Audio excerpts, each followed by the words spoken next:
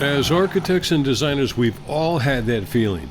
You get home from a meeting knowing you have the job, pausing for a moment to dream about all the great things you're going to do, and then suddenly crashing down to earth, feeling like an imposter, wondering if you can pull it off again. It seems like the stakes just get higher every time when you try to outdo your last job. But if that's you, then designing on an iPad may be just the ticket. That's because while you are waiting for inspiration to hit, the iPad provides the perfect place to assemble all the images and conventional drawings you need for reference. Then it gives you powerful digital drawing and editing tools that help you bring your earliest and most fragile design ideas to light in a way that conventional drawing on paper or designing with a keyboard and mouse simply cannot. For me, concept design is all about accessing my imagination in the most stress-free way possible, and that often starts with sketching on a napkin or in a notebook first, then photographing that sketch and importing it into my iPad and continuing to work over the top. Now, this job was for a famous TV channel which shall remain unnamed, but some of you will be able to figure out who it was for, and that company is planning on creating a series of hotels, and they wanted those hotels to be somehow branded with their intellectual property, but not in an overly literal or cheesy thematic way. Rather, they wanted the design of the lobby to be inspired by the so-called DNA of the company. So there were many pitfalls to avoid, and the design developed in fits and starts, as you can see. But let's take a look at just one of these spaces as it evolved from crude sketch on paper all the way to finished hybrid rendering using Procreate over views from a SketchUp model.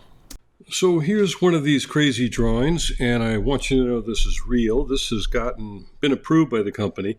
And notice first off that it doesn't have to be a fantastic or realistic rendering. This is almost more of a diagram than a rendering. But let's look at the replay, and I'll talk us through it, and we'll see all the different steps we took, okay?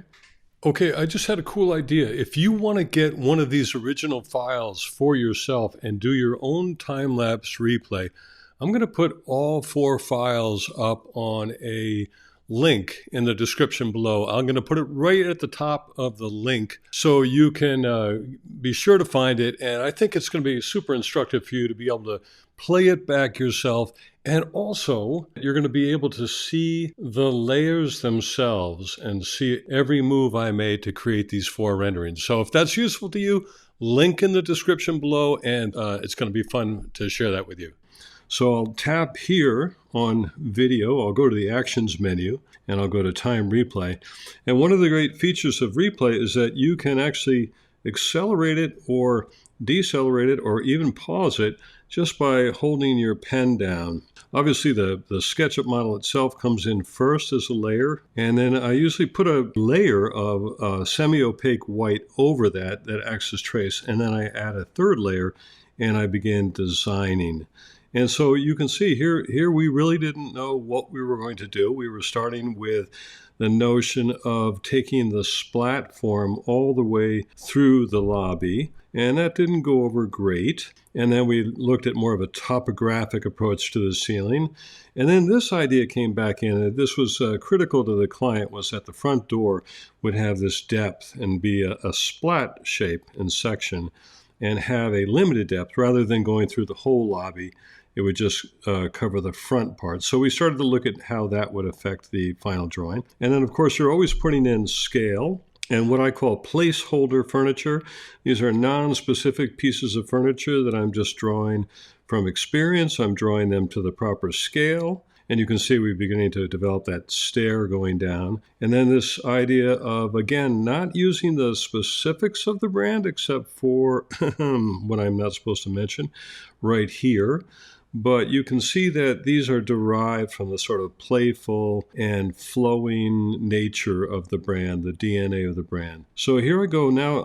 I very often start a second layer, but I'll refine what started, and you can see the scale shifts here. The selection, I'm using the selection tool to select specific parts of the drawing and reduce the scale.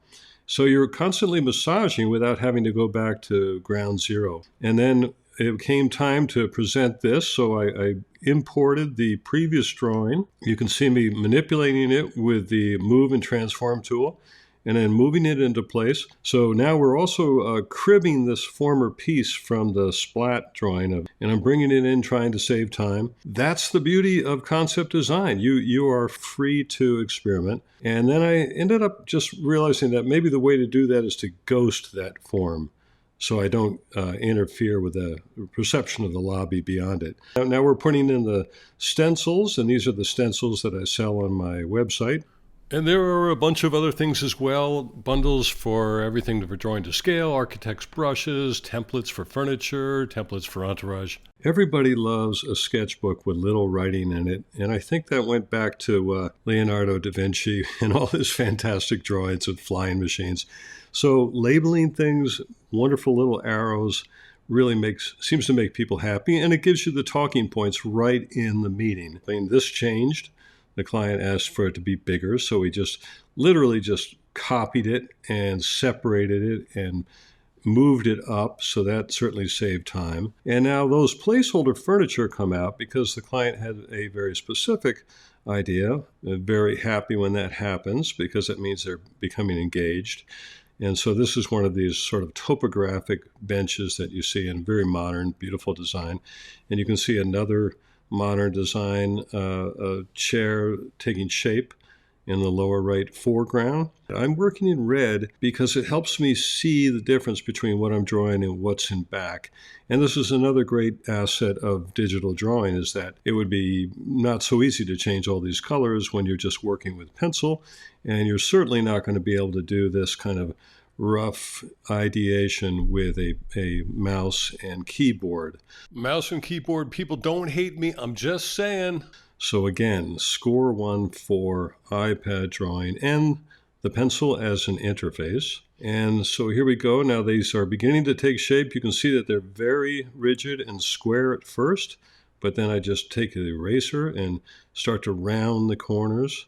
So it's design, it's diagramming, and it's rendering all combined. And imagine the time that saves.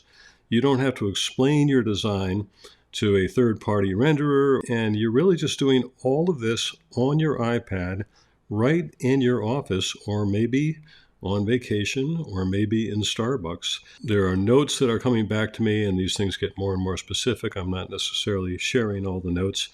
And this is interesting now, too. You can get to the end of this, and it looks a little too clean. You can see that I love to put in shadows, but still a little too clean. And then I put in this textural layer right here. And that's hard to see, but I'll zoom in. And here's the brush I'm using for that. It's something called the Nicky Roll brush. And if I use it over here at partial opacity, you can see that this is in its extreme form. That's the texture it creates.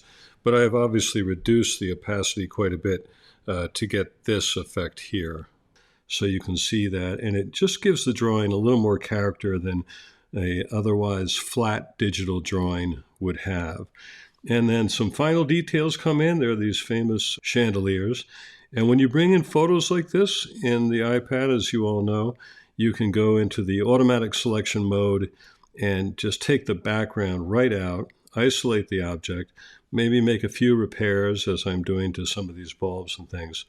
And then you can put them right in and arrange them. You can see me copying them, duplicating, moving it over, and then putting a little bit of white light fuzz behind them so they stand out a bit more. I'll go back to the gallery just for a moment and show you the list of drawings that made it into the final presentation.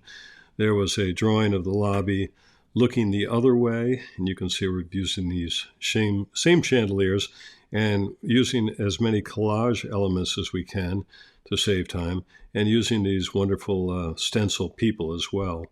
And they even blend in with, you can see this entire area here is really a piece of a photograph that was blended in. So that's our concierge station, and then our lower lobby has this very bold feature, and there could be nothing simpler than making these kinds of shadows and curves in Procreate. and then we can get to the overall view. We saw the splat entry previously, but this is splat entry in its final form. And notice how the glass just goes halfway there inside that form. Definitely not perfect. Things are missing. But when you're seeing this in a meeting projected on a wall, you, as a client, you instantly get it, and you don't hold anyone to a higher standard. And in this case, you're not demanding digital photorealistic renderings because you completely understand that this is the concept design level. And again, that is the strength of the iPad. It's about concept design. Here's the overall that brings it all together, showing all the elements of the design. If you want to learn more about the techniques you saw in this video, check out this video here next. And if you just want to get into the whole iPad for Architects ecosystem, check out all the links below. They'll give you 3 ways to get started with iPad drawing. And remember, concept design is anxiety producing, and you want it to be as friction-free as possible. And I can't think of a better way to do that than with the iPad, ready to go to Starbucks, ready to go on vacation with you, ready to just work from home. So forgiving, and able to bring so many things together so that you can be as creative as possible and as free as possible. And thanks for watching. I'll see you in the next video.